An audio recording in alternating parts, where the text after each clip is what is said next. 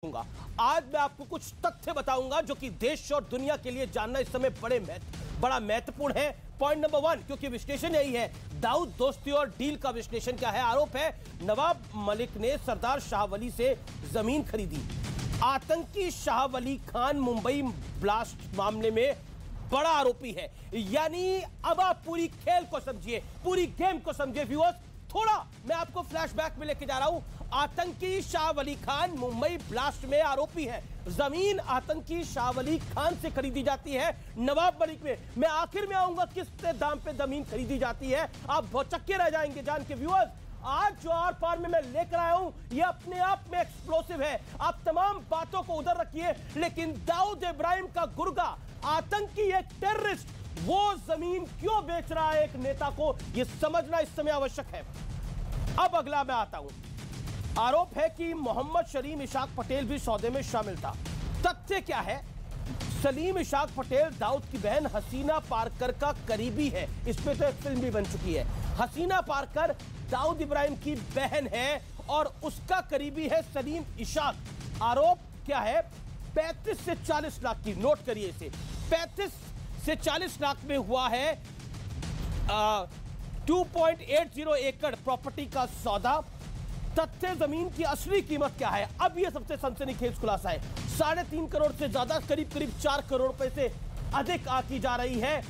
यह तथ्य है, यानी नवाब मलिक को 4 करोड़ की जमीन ना के बराबर पैसे 35-40 लाख में मिल जाती है। क्या डील हुई है? बड़ा सवाल अब मेरा यह है कि आखिरकार 4 करोड़ की जमीन 35 से 40 लाख रुपए में देने के पीछे क्या डील थी? क्या आतंकी शाह वली खान को कोई फायदा पहुंचाया गया? क्योंकि बड़ी बात यह है कि तब सरकार कांग्रेस और एनसीपी की थी। शाह वली खान एक तरह से 3.5 करोड़ का फायदा देता है नवाब मलिक को। उस 3.5 करोड़ की एवज में क्या काम करवाया गया है?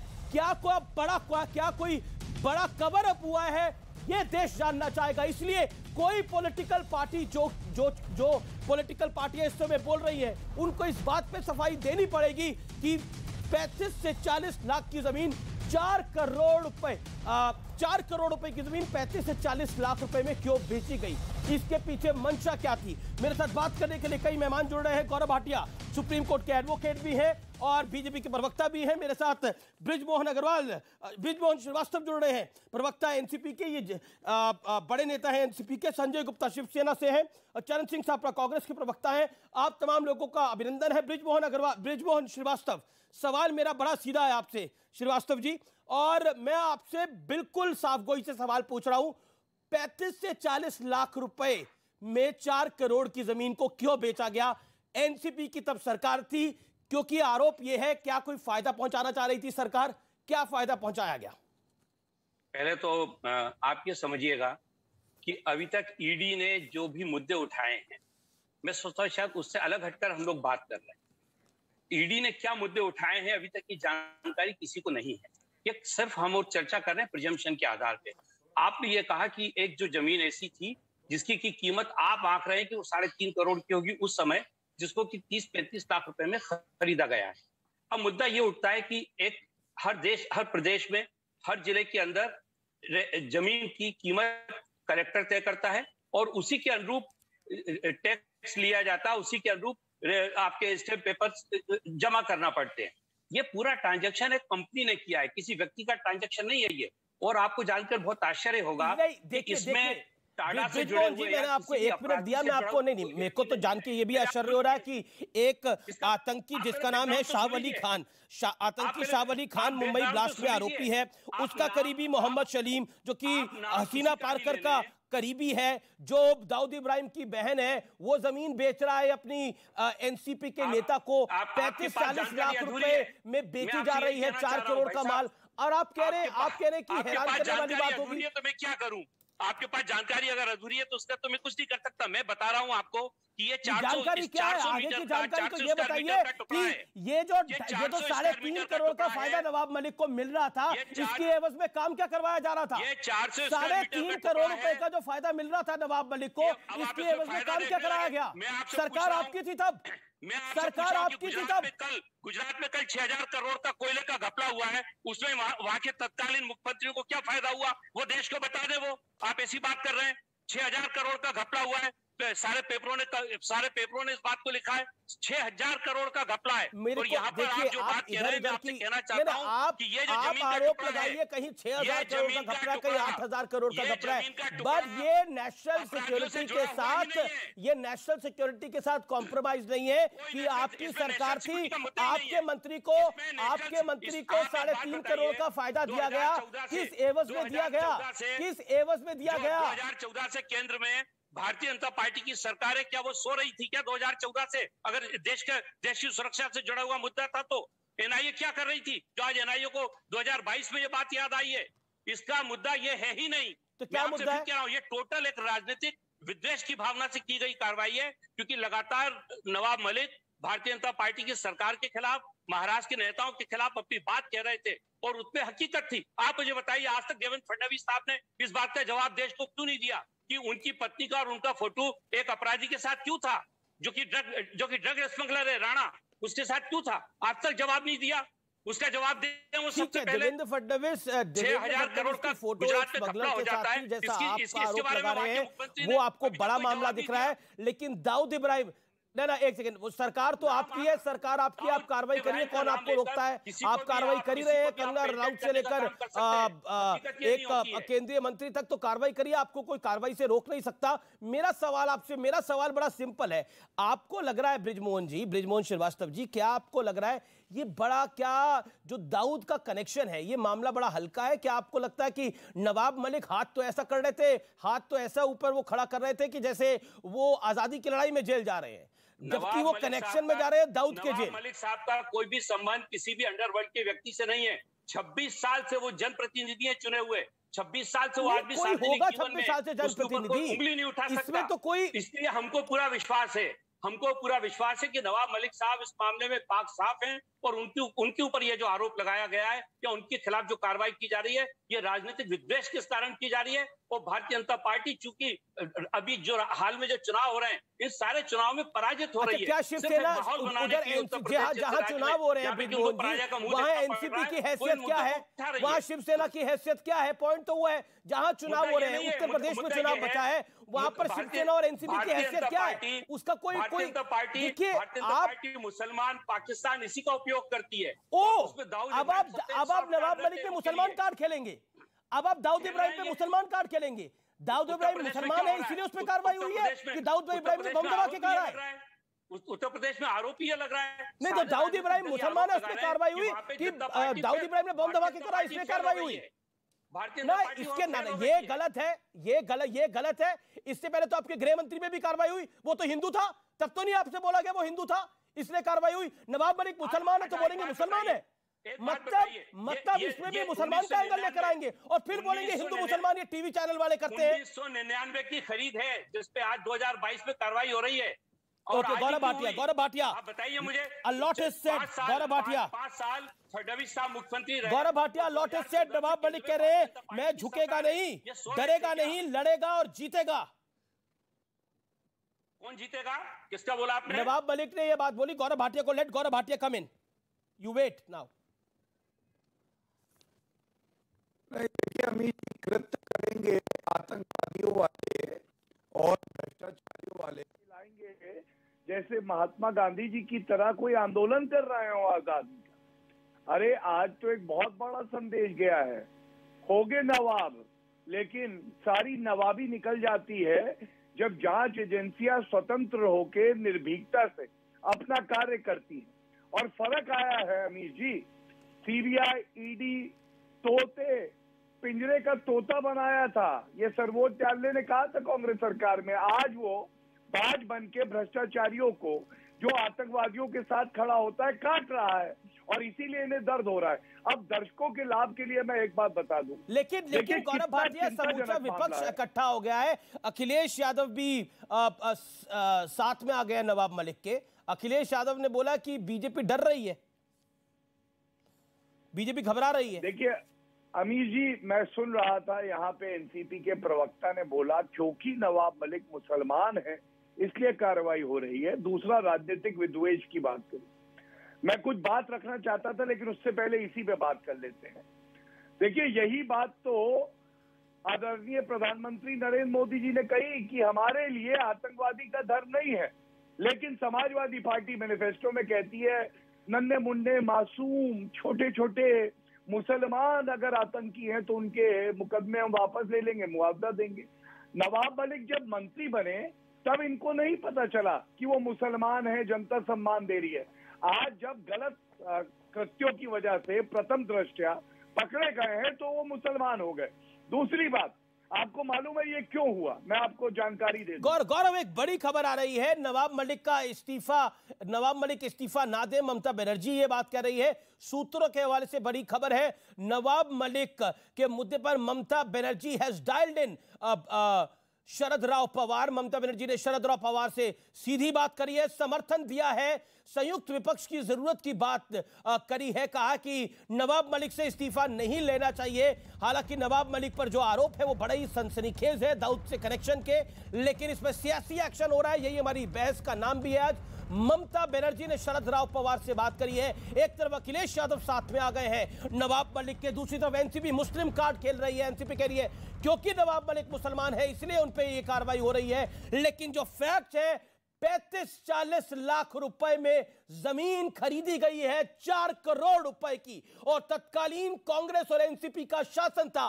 क्या कुछ छुपाया जा रहा है? ये देश जानना चाहेगा, ये देश जरूर जानना चाहेगा कि देश की राजनीतिक पार्टियां, देश की सरकारें क्या छुपा रही हैं, किस तरह से मदद की गई थी, क्या डील थी, इसका खुलासा पूरा होना चाहिए। ईडी करे, सरकारें करे, क्योंकि देश को पूरा हक है। दाऊद इब्राहिम के साथ लिंक, वो दाऊद इब्राहिम जो खूनी दरिंदा है, आज उसके समर्थन में पॉलिटिकल पार्टीज अगर सामने आ रही है, अगर किसी का कनेक्शन निकला है तो सोचिए इसका क्या इंपैक्ट पड़ेगा। क्या दाऊद इब्राहिम के हाथ इतने लंबे हैं इस देश के अंदर कि इस देश की पॉलिटिकल पार्टियां उस पे भी एक कार्ड खेलना चाह रही हैं? वो बड़ी बात होगी। Gaurav Bhatia, complete yourself. ममता बनर्जी भी साथ आ गई है इस पूरे मामले पर। अब देखिए, अच्छा है कि ये सपोले अपने अपने बिलों से निकल रहे हैं।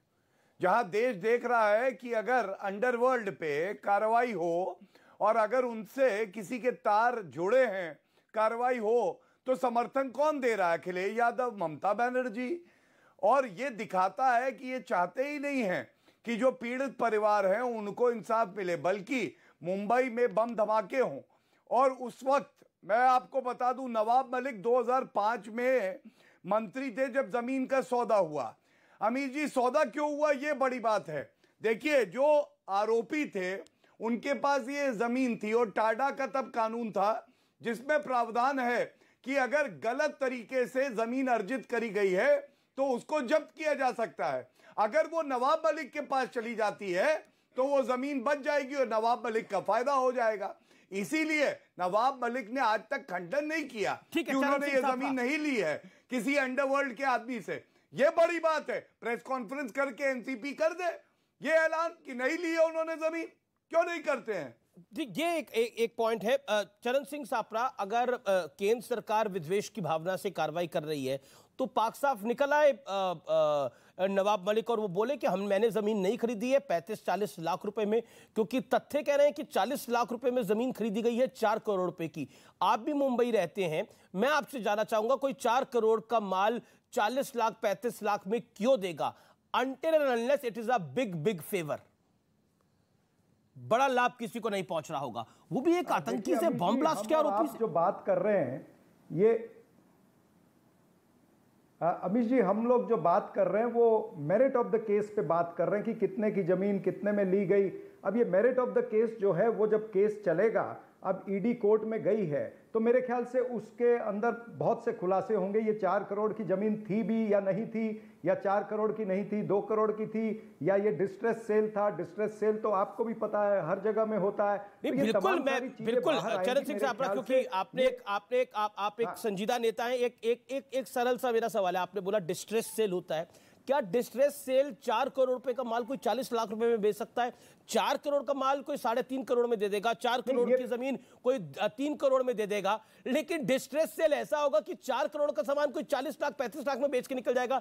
ये डिस्ट्रेस सेल से ज्यादा फायदा पहुंचाना होता है कि मैं आपको एक काइंड के जरिए फेवर पहुंचा रहा हूं। पॉलिटिकल भाषा के अंदर इसको हम कह सकते हैं कि क्या इसकी एवज में कुछ फायदा दिया गया, क्योंकि तब सरकार में भी एनसीपी थी और नवाब मलिक भी थे। माय पॉइंट इज दिस कि एक बॉम्ब ब्लास्ट का आरोपी डिस्ट्रेस सेल कर रहा है और उसे मिला भी एनसीपी का एक बड़ा नेता और तत्कालीन सरकार का मंत्री डिस्ट्रेस सेल करने के लिए। मतलब इतने सारे इत्तेफाक भी, ये कोई फिक्शनल राइटिंग नहीं है, लेकिन इतने सारे इत्तेफाक भी इत्तेफाक से नहीं हो सकते ना सापड़ा साहब।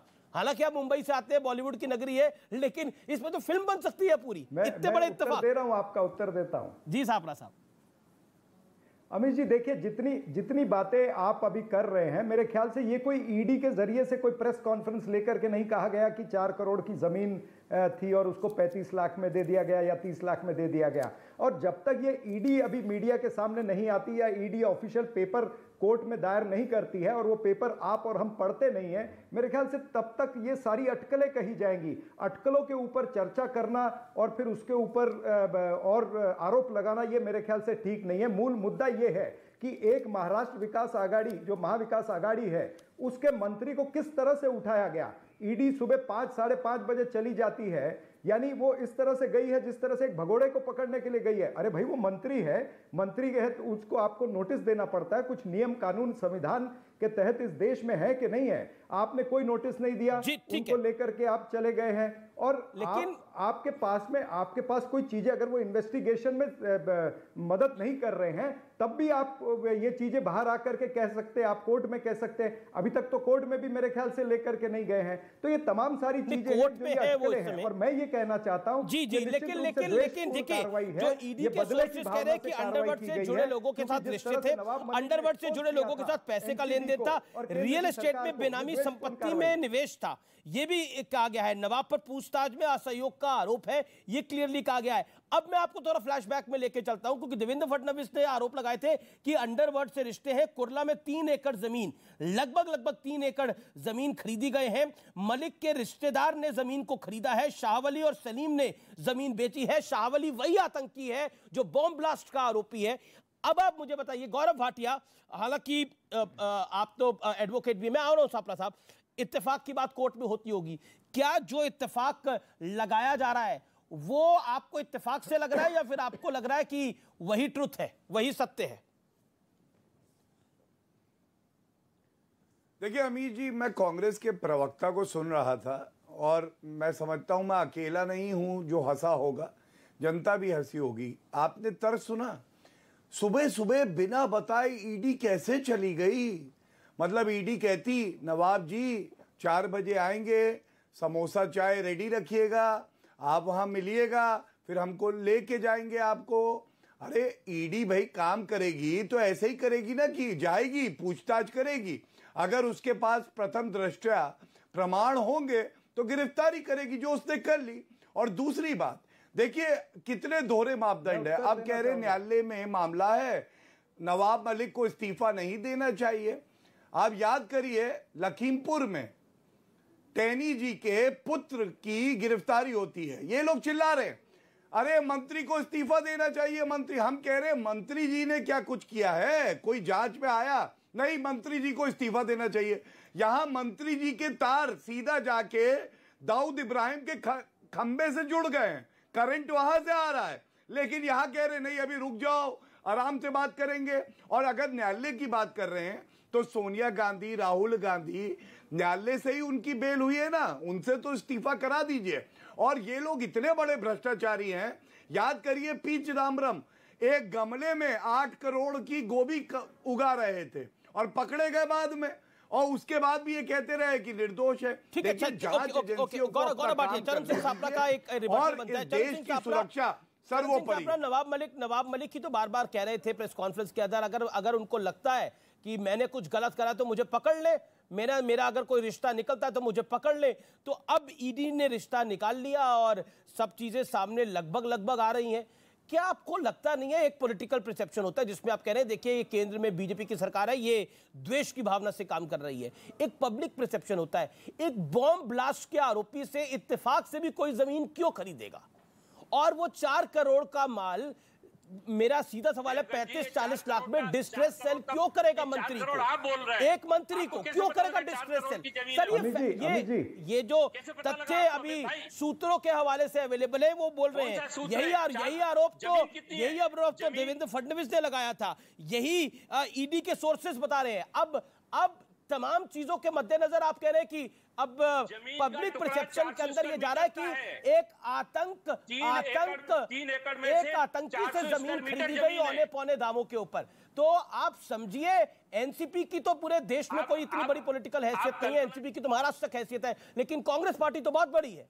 आप लोग क्या कर रहे हैं इस पूरे मामले पर? Amit ji, Are you supporting the person who is involved with Underwood?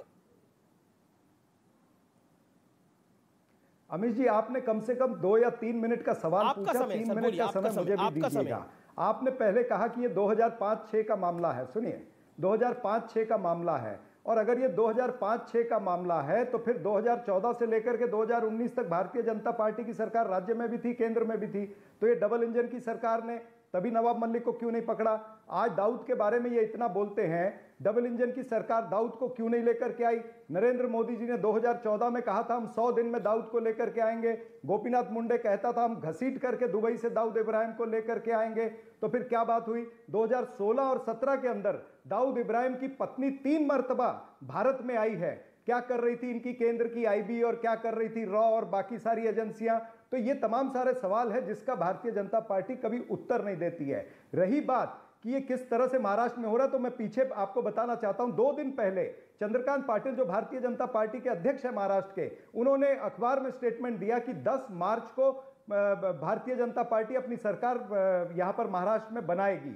ये चंद्रकांत पाटिल की बात का तवज्जो लेना चाहिए, क्योंकि कुछ ना कुछ पीछे चल रहा था। नीरज गुंडे, ये नीरज गुंडे नाम का आदमी जो है, ये देवेंद्र फडणवीस का खास आदमी है। उसको करोड़ों रुपए के टेंडर मिले हैं जब इनकी सरकार थी। नीरज गुंडे कल सुबह 2:30 बजे ट्वीट करता है कि भाई कहीं ना कहीं कोई बड़ी खबर आने वाली है एनसीपी के संदर्भ में। तो ये सारा षड्यंत्र कई दिनों से रचा जा रहा था। ये मैं कहना चाहता हूं, ये भारतीय जनता पार्टी का चाल चरित्र चेहरा एक्सपोज हुआ है। ये महाराष्ट्र की महाविकास आघाड़ी सरकार को गिराना चाहते हैं देवेंद्र फडणवीस। लेकिन आप दाऊद के गुर्गे से बॉम्ब ब्लास्ट के आरोपी से जमीन वाले मामले पर आप कुछ नहीं बोल रहे हैं। Okay, Gaurav Bhatia, BJP expose हुई है, आप परेशान है क्योंकि वहां पर अघाड़ी की सरकार है, एमवीए की सरकार है।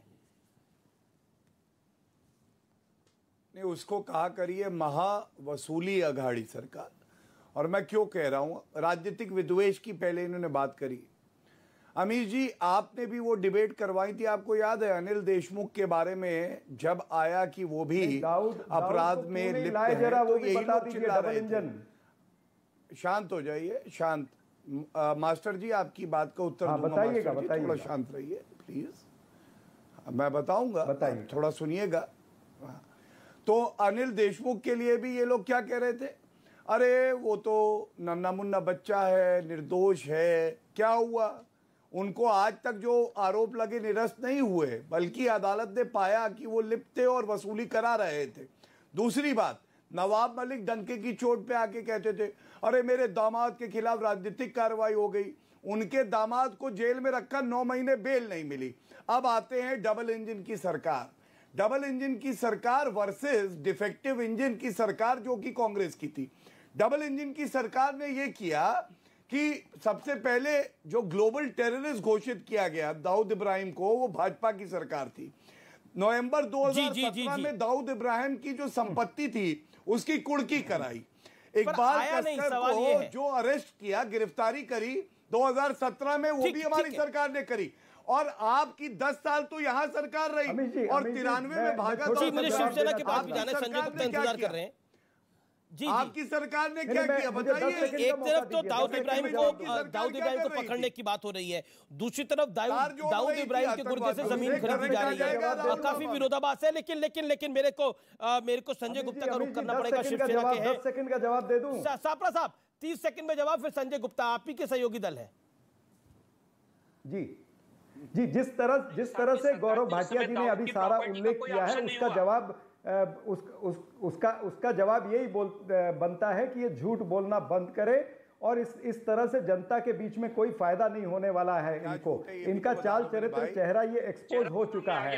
ये महाविकास आघाड़ी सरकार को गिरा नहीं सकते। महाविकास आघाड़ी सरकार जो है वो और इसमें मजबूत होगी। ये मानता है कि राहुल गांधी अकेला झूठा है, जो बाकी मानता है झूठ बोलने के बाद सर्वोच्च न्यायालय में कान पकड़ के और धनबल का पुरजोर उपयोग आप कर रहे हैं। सरकार ने 6000 करोड़ का कोयला बेच दिया जो कि नहीं बेचा जाना। ठीक है, मेरे को अब शिवसेना का रुख करना चाहिए। Sanjay Gupta on screen. Sanjay Gupta and Gaurav Bhatia. Sanjay Gupta, आप क्या कहना चाहते हैं इस विषय के ऊपर? क्या आपको लगता है कि दाऊद से कनेक्शन की वजह से जो गिरफ्तारी हुई है नवाब मलिक की, उसको लेकर सियासी खलबली मच गई है? नहीं, देखिए अमीश देवगन जी, महाराष्ट्र सरकार को नीचा दिखाने के लिए, महाराष्ट्र सरकार को बदनाम करने के लिए केंद्रीय एजेंसियों का जिस तरीके से भी केंद्र की बीजेपी सरकार कर सकती है, वो बीजेपी की केंद्र सरकार कर रही है। तो आप नवाब मलिक के साथ खड़े हैं? बात ये कहना चाहूँगा, बिल्कुल खड़े हैं, बिल्कुल खड़े हैं नवाब मलिक जी के साथ। जिस तरह का केस बनाया गया है, जिस तरह से महाराष्ट्र सरकार को नीचा दिखाने की कोशिश की जा रही है, हम ये कह देना चाहते हैं साफ कि झुकेंगे नहीं। आप शाह वली के साथ भी खड़े हैं? आप नवाब मलिक के साथ हैं तो शाह वली के साथ भी हैं? अंडरवर्ल्ड की एग्जिस्टेंस मुंबई से खत्म हो चुकी है और मैं सवाल पूछ रहा हूं। बाला साहब आप नवाब मलिक के साथ हैं, आप शाह वली के भी साथ हैं? आप शाह वली के भी साथ हैं? नहीं, शाह वली के साथ हम क्यों होंगे? तो शाह वली आतंकी के साथ हम नहीं है। शाह वली तो शामिल है इसमें पूरा। ये एक आरोप है, ये एक आरोप है, इसमें कितनी सच्चाई है कितनी नहीं है इसकी जांच होनी है। ये एक बनाई हुई कहानी है। कोई किसी को 3.5 करोड़ का फायदा क्यों देगा? कहानी है। 40 साल से कहा 7 साल से कहा 4 करोड़ का बैठे थे। 40 लाख रुपए में 35 लाख रुपए में 4 करोड़ की जमीन क्यों बेची जाएगी? आज शिवसेना कितने की जमीन थी, कितने में खरीदी गई, इसके मापदंड को कौन तय करेगा? इसके मापदंड को तय कौन करेगा? कौन इस मापदंड को तय करेगा? कितने की जमीन थी, कितने की नहीं थी, कितने में खरीदी गई? क्या ये इसका मापदंड कौन तय करेगा? क्या ईडी इस बात का मापदंड तय करेगी? आपके पास क्या जानकारी है जमीन कितने की थी? संजय गुप्ता, जानकारी क्या आपके पास जमीन कितने की थी? अगर छोड़िए 4 करोड़ की जमीन नहीं थी, 3.5 करोड़ की जमीन नहीं थी, जमीन कितने की थी बताइए? जमीन कितने की थी बताइए? देखिए, बताइए जमीन कितने की थी, कितने की नहीं थी, ये बात तो रजिस्ट्रार बताएगा। जब रजिस्ट्रार ने उस जमीन को खरीदा और बेचा, आप मुझे बताइए क्या जानकारी? 35 जमीन को बेचने खरीदने पर पाबंदी थी? जमीन 35 लाख रुपए में खरीद कर और एक बात बताइए, ये शाह वली खान से जमीन क्यों खरीदी गई? कैसे मान सकते हैं? शाह वली खान उस टाइम सिर्फ आरोपी थे और किसी भी ऐसे आरोपी के खिलाफ हम ना तो उसके साथ खड़े हैं, ना देश का कोई नेता साथ खड़ा है। अगर उस मामले में किसी भी तरह की कोई गलत चीज थी तो देवेंद्र फडणवीस, तो Devendra Gaurav Bhatia, you have to come in, you have to step in. Bala Saheb Thackeray की पार्टी के प्रवक्ता क्या कह रहे हैं, नेता क्या कह रहे हैं? आप हमें घेरने की सिर्फ आरोपी थे? बॉम्ब ब्लास्ट का आरोपी सिर्फ आरोपी होता है? अंडरवर्ल्ड को तो बाला साहब ने खत्म किया है। आज जिसकी एग्जिस्टेंस नहीं है उसके नाम का हवा उड़ा रहे हैं आप, उसके नाम के आप अफवाह उड़ा रहे हैं। जिस चीज की आज एग्जिस्टेंस ही नहीं है, आप उसपे बीजेपी जिस तरह से, केंद्र एजेंसी जिस तरह से कहानियां बना रही है, ये किस तरह की कहानियां बना रहे हैं? महाराष्ट्र सरकार को नीचा दिखाने के लिए जो भी ये काम कर सकते हैं केंद्रीय एजेंसीज के माध्यम से ये कर रहे हैं। और हम सिर्फ एक ही बात कहना चाहते हैं कि महाराष्ट्र सरकार झुकेगी नहीं और इनसे दबेगी नहीं और अपना पूरा कार्यकाल पूरा करेगी। गौरव भाटिया, आप सुनिए, देखिए अमीश जी, मैं समझता हूं बाला साहब ठाकरे जी की आत्मा को आज बहुत कष्ट हो रहा होगा, क्योंकि शायद इनको पता बाला नहीं साहब का नाम अब मत लिया कीजिए। बाला साहब का नाम ले लेकर के आप केंद्र में शांत करा लीजिए। उन्हीं बाला साहब ठाकरे की पार्टी को नीचा दिखाने के लिए जो भी काम आप कर सकते हैं ना, वो आप कर रहे हैं। शांत कराइए, सोनिया सेना के प्रवक्ता को शांत कराइए। सर्कस के शेर शांत हो जाओ। शिवसेना के प्रवक्ता लेते हुए ना आप सही नहीं लगते। शेर शांत हो जाओ वरना सोनिया माता आ जाएंगी हंटर लेके। जो भी काम ऐसे कुर्सी पे खड़ा होना पड़ेगा चारों टांगों के साथ। गौरव भाटिया जी, मैं बता रहा हूँ अच्छा नहीं लगेगा। आज मुझे बताइए, आपके दांत तो कब के तोड़ के सोनिया गांधी ने अपने पास रख लिए हैं। आप लाल कृष्ण मैं आपसे फिर बोल रहा हूँ, बीच में मत बोला करिए सोनिया सेना के सर्कस के शेर, शव सेना के प्रवक्ता। मैं आपकी बात कहूंगा अमीर जी, और बिल्कुल डंके की चोट पे बोलूंगा। ये बीच में जो बोलने का तरीका है गलत है।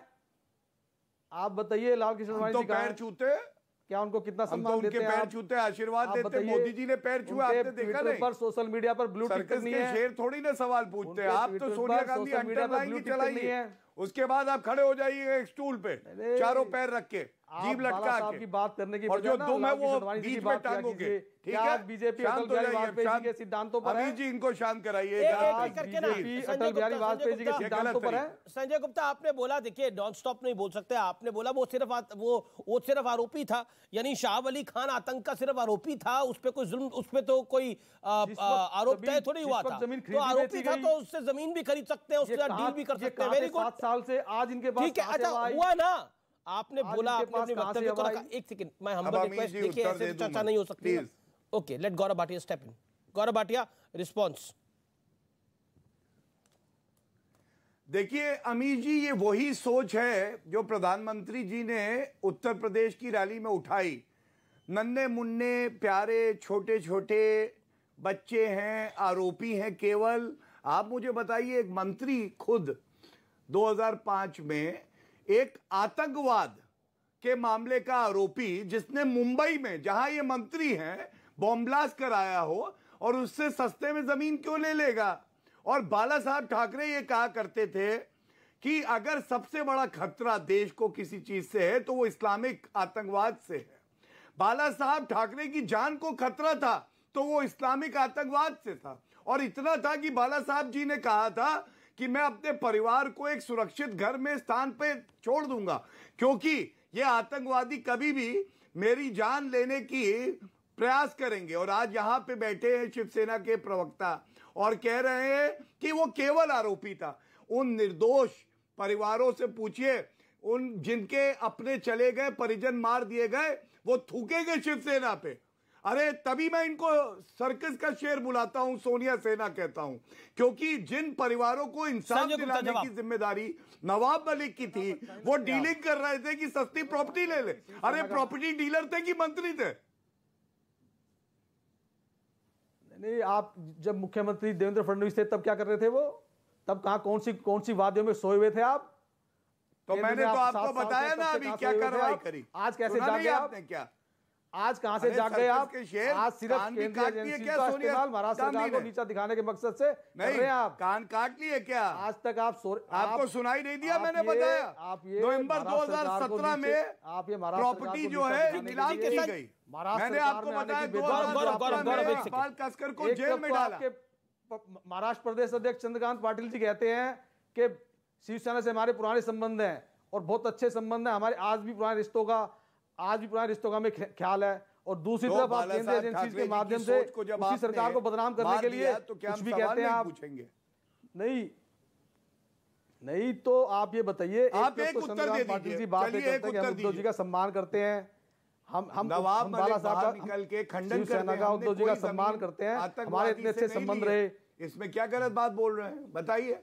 अच्छा ठीक है, मैं विषय पर आता हूं, मुझे विषय पे आना पड़ेगा। देखिए काफी देर हो गई, आप लोग अपनी बात को करे जा रहे हैं।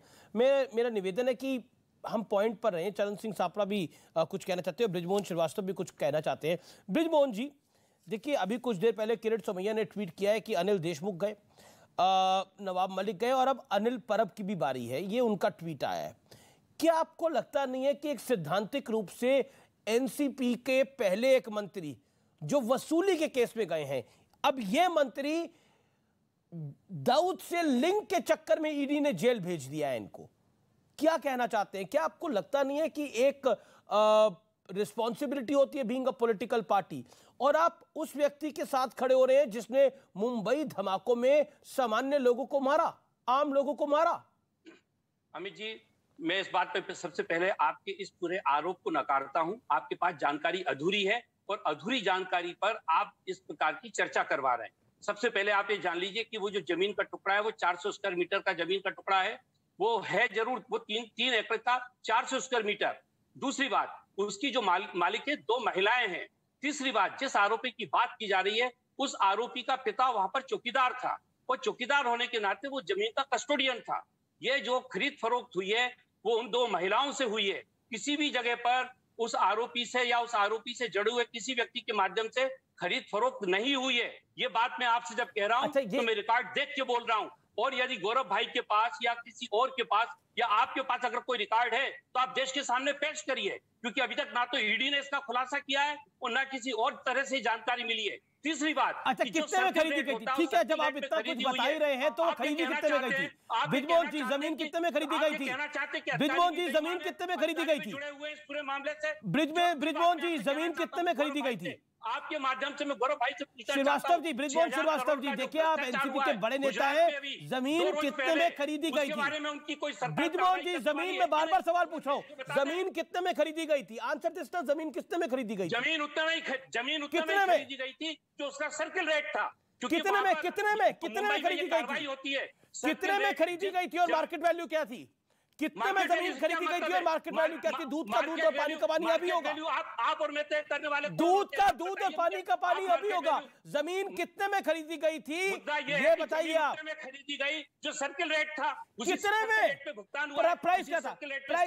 अच्छा मुझे बताइए, मार्केट प्राइस क्या था और खरीदी कितने में गई? मार्केट प्राइस क्या था और जमीन खरीदी में कितने में गई? आप तय कर रहे हैं और आप अपनी विम्स के ऊपर कर रहे हैं, आप अपने सोच के आधार पर कर रहे हैं, क्योंकि आपका सोच बना हुआ है वो जो अयोध्या की जो राम जन्मभूमि की जो जमीनों की खरीद फरोख्त हुई है, ये सस्ती जमीन को अब आप इसको इस पूरे दाऊद के प्रकरण को आप अयोध्या के राम मंदिर से जोड़ेंगे ना, ये गलत होगा, ये गलत होगा।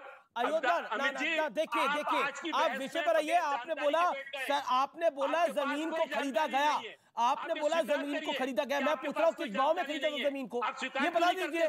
जमीन को किस रेट पे खरीदा था और मार्केट प्राइस क्या था? दूध का दूध और पानी का पानी हो जाएगा ना। क्या था मार्केट प्राइस? मार्केट प्राइस क्या था? मैं आपसे पूछ रहा हूँ, ये तो खरीदार को बेचवाल करेगा ना। आप कौन होते हैं ये कहने वाले? मैं आपसे सवाल पूछ रहा हूँ, मैं तो आपसे बड़ी सरल भाषा में सवाल पूछ रहा हूँ कि मार्केट प्राइस क्या था और जमीन कितने में खरीदी गई? जो सर्किल रेट था उसमें खरीदी गई है। कितने में? क्या आप सोचते हैं कितने में?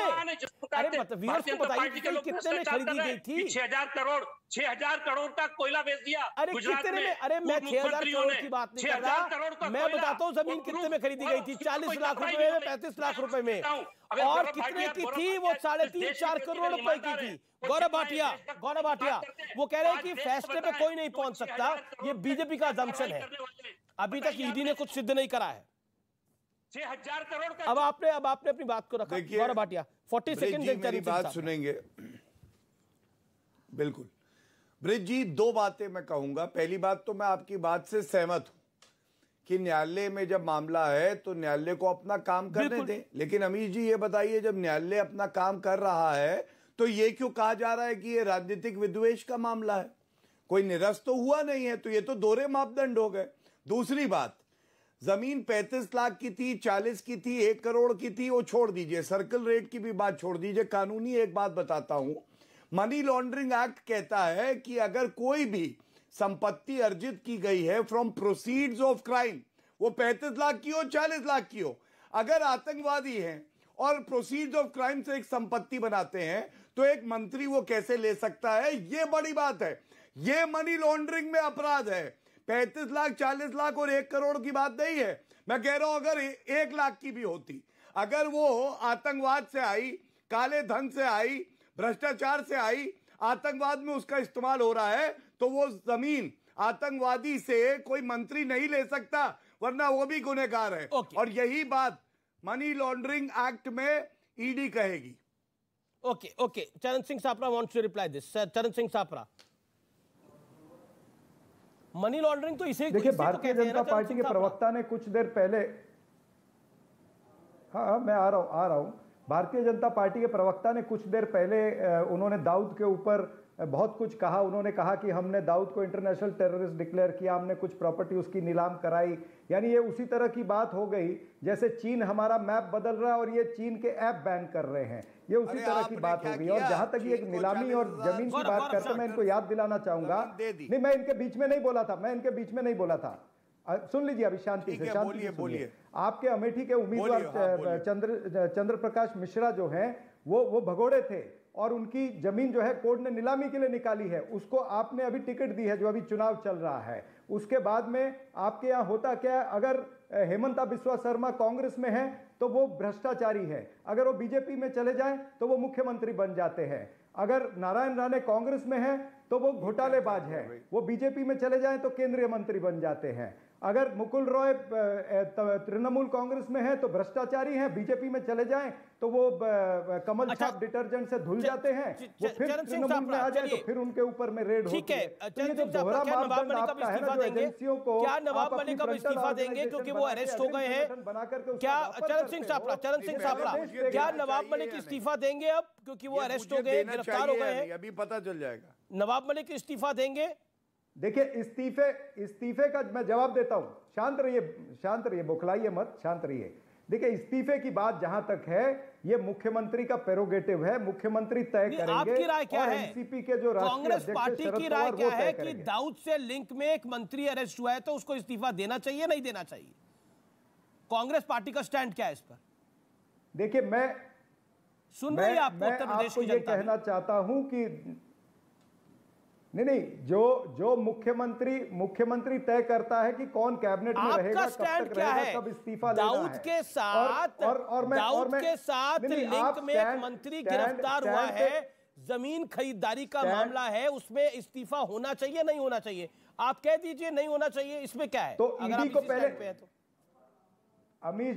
अमीर जी आप तो वही बात कर रहे हैं, चाची को मूछें होती तो चाचा कहलाती। मैं तो बोल ही नहीं रहा चाची की मूछें होती, कि दाऊद का ईडी को साबित तो करने दो कि दाऊद का इन्वॉल्वमेंट है इसमें। आपकी बात का जवाब जो है वो राष्ट्रवादी के प्रवक्ता ने दे दिया। मैं तो पूछ रहा हूँ कि चचा का क्या होगा, मैं तो पूछ रहा हूँ चचा का क्या होगा? किसकी थी? 2 महिलाओं की थी। मैं तो चाची की मूछों की बात ही नहीं कर रहा, वो सारी चीजें चचा की बात कर रहा हूँ। अब इसमें तथ्य क्या है, सच्चाई क्या है, आपकी राय क्या है? ये आपके टीवी चैनल पर नहीं तय होगी अमित जी, माफ करना अमित जी, पॉलिटिकल माफ करना, आपके टीवी चैनल पर ये तय नहीं होगा, ये कोर्ट के अंदर तय होगा। मंत्री गिरफ्तार हुआ है तो आपकी राय क्या है? भी होगा इस्तीफे। दाऊद से कनेक्शन में एक मंत्री अगर गिरफ्तार हुआ है तो आपकी राय क्या है? डी कंपनी के लिंक के साथ आपकी राय क्या है? He should not resign? चाचा कहलाती, अभी तक चाची को मूछे नहीं आई। ना चाची की मूछे है ना, यहाँ तो सिर्फ चचा है। ओके, मैं बृजमोहन श्रीवास्तव का रुख करता हूँ। Brijmohan Srivastava, will Nawab Malik resign? क्या नवाब मलिक इस्तीफा देंगे ऑन द ग्राउंड ऑफ जिस तरह का गंभीर आरोप है उन पे, या फिर वो बहाल रहेंगे? आरोप ही नहीं है उन पे, एक साजिश के तहत उनको पकड़ा गया है, उन पे किसी प्रकार का कोई आरोप सिद्ध नहीं होता है। अगर आज अगर ईडी भारतीय जनता पार्टी के नेताओं का जो कि एक दल बन चुका है, अगर वो कोई कार्रवाई करता है, उस कार्रवाई को हम नकारते हैं, उसको हम नहीं मानते कि वो एक तो नहीं करेंगे रिजाइन। ठीक है, वो पूरी तो ठीक है, तो नवाब मलिक इस्तीफा नहीं देंगे इस समय की ये बड़ी खबर है। एनसीपी डिनाई कर रही है, कांग्रेस पार्टी भी उनके साथ है, शिवसेना ने तो बिल्कुल ही आपने देखा किस तरह की लाइन ली है। फिलहाल आर पार में इतना ही, लेकिन जनता जनार्दन यानी आप सब देखते हैं इस देश में क्या हो रहा है, आप महसूस भी करते हैं और इसका जवाब भी समय पर देते हैं।